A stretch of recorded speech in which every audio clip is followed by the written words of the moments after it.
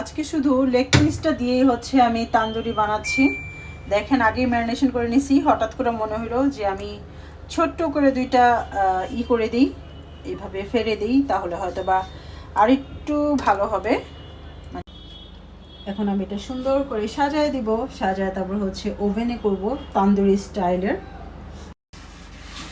Guys দেখেন এখানে সুন্দর করে হচ্ছে আমি সাজায় নিয়েছি, এখন ওভেনের ভিতরে দিয়ে দিব, বসায় দিলাম। এখন টেম্পারেচারটা সেট করে দিব। গাইস আমার ভিতরে চিকেনটা মনে হয় হয়ে গেছে ওভেনে, এটা শব্দ করতেছে, তো এখন হচ্ছে আমি খুলে দেখাচ্ছি হয়েছে কিনা। ওয়াও, কালার তো জোস আসছে।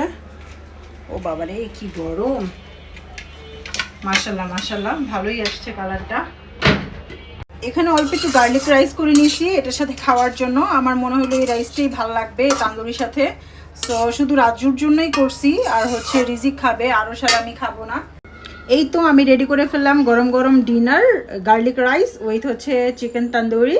সো এটা আগে আমি আমার হাজব্যান্ডকে দিয়ে আসবো, তারপর বাকিগুলো বাড়বো, কারণ এটা ঠান্ডা হয়ে গেলে মজা লাগবে না। থ্যাংকস।